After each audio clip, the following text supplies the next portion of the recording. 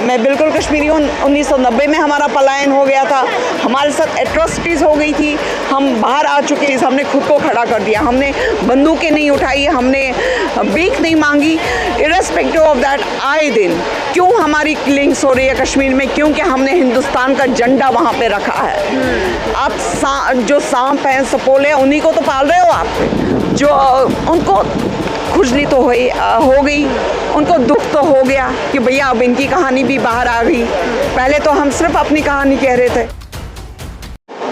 नमस्कार, मैं दामिनी शर्मा सजग भारत में एक बार फिर से आप सभी का स्वागत करती हूँ। और इस वक्त जो है जंतर मंतर पर मौजूद है और पीछे पूरा बैनर देख पाएंगे कि कश्मीरी पंडितों को लेकर एक बार फिर से लोग जो है सड़कों पर उतर चुके हैं। जिस प्रकार से लगातार खबरें आ रही है कश्मीर से कि कश्मीरी पंडितों पर दोबारा हमले किए जा रहे हैं, एक टारगेट किलिंग जो है लगातार जम्मू कश्मीर में जो है इस वक्त हो रही है। और इसी को लेकर अमित शाह जी ने भी बयान दिया है कि कश्मीरी पंडितों को वहां से कहीं जाने की जरूरत नहीं है, उन्हें कहीं सुरक्षित जगह पर पहुंचाया जाएगा। ये बयान आपने सुना, अमित शाह जी ने कहा है ये चीज कि जो कश्मीरी पंडित है उन्हें कहीं जाने की जरूरत नहीं है, जो कश्मीर में ये सुरक्षित जगह है वहां पर उन्हें ले जाया जाएगा। हमने ये सुना है, ये आपके माध्यम से मैं सुन रही हूँ। हालांकि इसके बारे में चर्चा पीछे हो रही थी। एलजी ने भी कल कुछ मीटिंग्स की थी, मतलब बहुत हाई लेवल मीटिंग थी। बट क्वेश्चन ये है, अगर सुरक्षित है, अगर वहाँ पे अमित शाह जी मतलब ऐसा कह रहे हैं तो हम उम्मीद करते हैं। But at the same time हमारी जितने भी कश्मीरी भाई हैं, बहनें हैं वहाँ पे, वो डरे हुए हैं, सहमे हुए हैं, क्योंकि जो उनके साथ हुआ है, मतलब दिन दहाड़े आप किसी के ऑफिस में, बैंक मैनेजर के ऑफिस में, वहाँ पे एक रिहायशी है, हैबिटेशन है, घर है, मस्जिद है, इर्रेस्पेक्टिव ऑफ दैट आप दिन दहाड़े किसी को मार रहे हैं। या राहुल भट्ट की बात करेंगे तो आप दिन दहाड़े डिस्ट्रिक्ट मजिस्ट्रेट के ऑफिस में जाते हैं, वहाँ उसको मार देते हैं और आप वॉक फ्री कर रहे हैं और आपको कोई कुछ पकड़ नहीं रहा, तो एक डाउट होता है।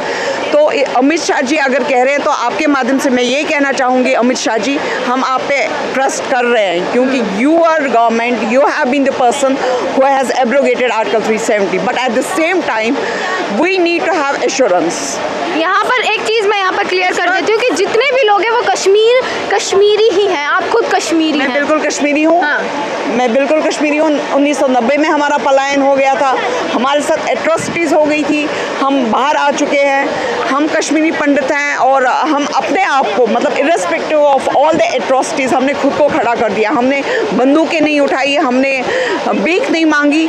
इर्रेस्पेक्टिव ऑफ दैट आए दिन क्यों हमारी किलिंग्स हो रही है कश्मीर में? क्योंकि हमने हिंदुस्तान का झंडा वहाँ पे रखा है। हमने आज नहीं, हमारा इस साल 100 या 30 साल का पलायन नहीं है। 1990 में हमारा 8वां पलायन था और इस बार जब पलायन हो रहा है तो हमें कुछ चंद हज़ार लोग हमारे गए थे पीएम पैकेज में, क्योंकि 2012 में मनमोहन सिंह जी ने एक पीएम पैकेज, एम्प्लॉय पैकेज किया था, जिसके तहत हमारे कुछ हज़ार भाई वहाँ पे गए हुए थे।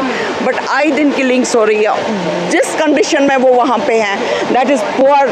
इवन गाय, बकरी, बैल को भी इंसान उससे बेटर कंडीशंस देती हैं। एक रूम में 10-10 लोग बैठे हुए, there is no proper hygiene, there is no proper sanitation, फिर भी वो लोग रह रहे थे। मेरा मुद्दा है, एक तो उनकी सिक्योरिटी। इस वक्त हम इस वक्त मुद्दे की बात करेंगे तो security, we cannot afford losing a single Kashmiri Pandit. Along with that, there are n number of things like अगर गवर्नमेंट कह रही है या सोच रही है या आगे कह रही थी कि जब आपको पता है ये 5000 लोग वहाँ पे एम्प्लॉयबल है, आपने क्या सोचा है उनके बारे में? कई लोग तो ऐसे ही किराए पे रह रहे हैं और उनके घरों में किराए पे रह रहे हैं जो मुस्लिम्स के घर हैं। तो सरकार भी कहीं ना कहीं, चलिए, एक उन पर टारगेट किलिंग हो रही है। अमित शाह जी कह रहे हैं कि पूरा पाकिस्तान का हाथ जो है वो इस चीज़ में है। सरकार भी तो कहीं ना कहीं एक कारण रही है। जब 1990 में ये सारी चीज़ें हुई, उसके बाद सरकार ने क्या क्या सुविधाएं जो है वो कश्मीरी पंडितों को आज तक दी हैं? सुविधाओं की बात करेंगे, Kashmir along with north eastern states, budget जो कश्मीर का जा रहा है 100% सरकार से जा रहा है। बट कश्मीर का जो बजट जा रहा है वो सिर्फ कश्मीरी पंडित्स पे नहीं जा रहा है, वहाँ की प्रॉपर एस्टेब्लिशमेंट पे जा रहा है, वहाँ के मुस्लिम्स पे जा रहा है। क्योंकि अगर कश्मीर की हम बात करेंगे 99% मुस्लिम्स हैं, तो जब आप बजट की बात करेंगे कि XYZ अमाउंट कश्मीर को दिया गया या 100% उनको दिया जाता है बजट, वो बजट किन के घरों में जाता है? आप जो सांप हैं, सपोले हैं, उन्हीं को तो पाल रहे हो आप। कश्मीरी पंडित्स के लिए गिने चुने जो कि कुछ 1000 लोग हैं जो थोड़ा रिलीफ ले रहे थे, सारे कश्मीरी पंडित 5 लाख कश्मीरी पंडित पलायन हो गए थे। 5 लाखों के लिए तो कुछ नहीं हो रहा, ये गिने चुने कुछ हज़ार लोग हैं जिनको थोड़ा बहुत मतलब मिल रहा होगा, वो तो कुछ चंद हज़ार है। बाकी जितने भी कश्मीरी पंडित हैं और जिन कुछ चंद हज़ार लोगों को मिल रहा, उनकी कंडीशंस भी इतनी पैथेटिक कंडीशंस हैं। आई थिंक कि सरकार का मेन रोल होता है when you talk about the government to provide the security, to provide the opportunity, to provide the livelihoods, तो ये भूल चुक तो हो गई है। आपने देखिए सारी चीज़, आप कश्मीरी पंडित हैं, 1990 की सारी चीज़ें आपको पता है। कुछ लोग थे जिन्हें इन चीज़ों के बारे में नहीं पता था, जो एक फिल्म के जरिए लोगों को पता चला।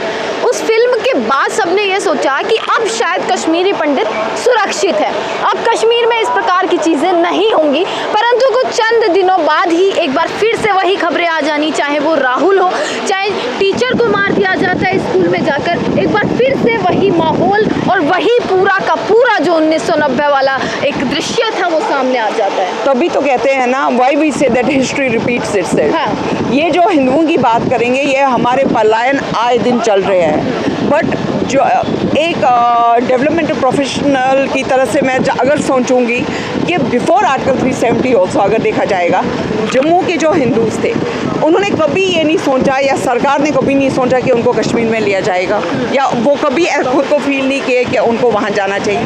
With the result Kashmiri Hindu population has been decreasing, और कश्मीर में अगर 99.9% अगर मुस्लिम्स हैं, मैं कश्मीर की बात कर रही हूँ, जम्मू की बात, 10 डिस्ट्रिक्ट्स की बात नहीं कर रही हूँ, कश्मीर के 10 डिस्ट्रिक्ट्स की बात कर रही हूँ। तो अगर हम उसकी बात करेंगे, जब आप कह रहे हो कि द कश्मीर फाइल्स के बाद, ये सच बात है कि कारपेट के अंदर गंद थी। कारपेट के अंदर गंद इसलिए थी क्योंकि जो कश्मीरी पंडित्स की त्रासदी थी, 1990 का पलायन जो था वो लोगों तक नहीं बताया गया था। तब हमारे पास न सोशल मीडिया थी, न गवर्नमेंट्स थी, न कोई सिस्टम था कि जो हमारी त्रासदी, हमारे पलायन, हमारे दुख, हमारे दर्द, हमारी जो मौतें हो रही थी हमारे भाई बहनों की, या जो हमारी औरतों के साथ बदसलूकी हुई, रेप्स हुए, उसके बारे में जो बाहर बात करें। ऑन द कंट्री अगर देखा जाएगा, नरेटिव हमारे मुस्लिम भाइयों का बेटर था, जब वो बात कर रहे थे कि हमारे साथ त्रासदी हो रही है, आर्मी ने ऐसे किया, वैसे किया, वो ये। तो जो जितना भी, चाहे आप भारत की बात करेंगे या विश्व की बात करेंगे, उनको कश्मीरी पंडित की जिनोसाइड के बारे में कुछ पता नहीं था। इस फिल्म ने वो सब बाहर लाया। जब बाहर लाया तो जो लोग इसको छुपाना चाहते थे, जो खुद सिंपैथीज बटोरना चाहते थे, जो उनको खुजली तो हो गई, उनको दुख तो हो गया कि भैया अब इनकी कहानी भी बाहर आ गई। पहले तो हम सिर्फ अपनी कहानी कह रहे थे, अपनी एट्रोसिटीज़ के बारे में बोलते थे, अब उनको ये दुख होने लगा कि इनकी कहानी बाहर आ गई, अब क्या किया जाएगा।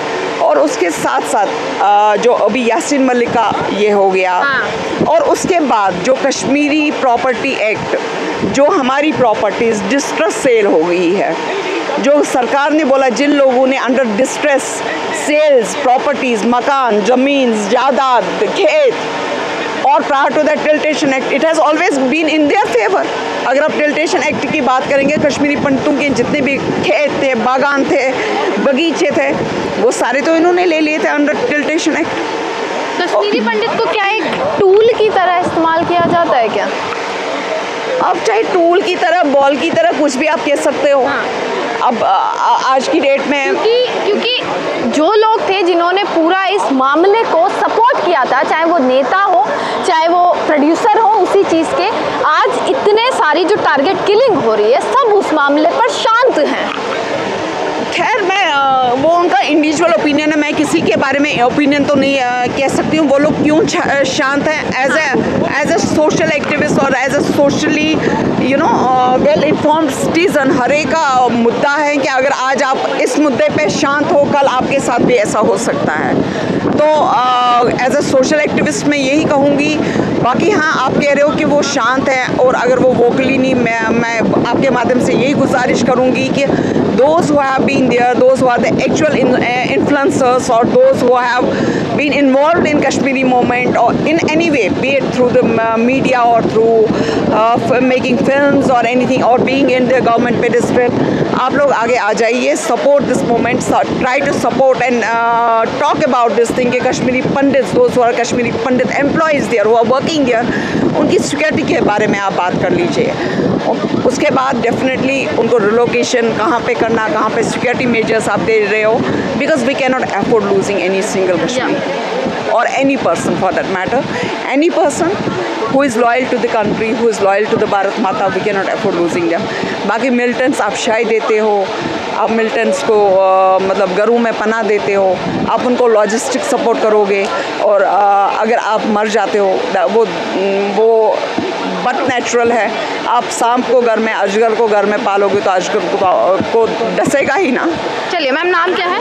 मनोरमा बख्शी, ऑल इंडिया कश्मीरी समाज में वाइस प्रेसिडेंट। अच्छा, तो मनोरमा बख्शी हमारे साथ ही कश्मीरी पंडितों के साथ जितनी भी चीज़ें हुई हैं और जितना भी कश्मीर में जो लगातार माहौल बना हुआ है उसको लेकर लगातार कश्मीरी यहाँ पर हैं, अपना दर्द जो है बयां कर रहे हैं और लगातार सरकार से यही गुहार लगा रहे हैं कि अब 1990 में जिस प्रकार से कश्मीरी पंडितों को खो दिया था, इन्होंने अपने लोगों को खो दिया था, ये अब नहीं चाहते कि एक भी कश्मीरी पंडित को अब खोया जाए और उनके न्याय के लिए उन्हें सिक्योरिटी प्रोवाइड की जाए ताकि किसी को भी टारगेट किलिंग या उनकी हत्या ना की जाए। इसी के साथ पूरा प्रदर्शन लगातार जारी है, एक दिन का प्रदर्शन है और सुबह से शाम तक सभी लोग हैं, सभी कश्मीरी हैं, पंडित हैं और सभी जो है इस वक्त यही गुहार सरकार से लगा रहे हैं। देखते रहेगा सजग भारत। आपका बहुत बहुत शुक्रिया।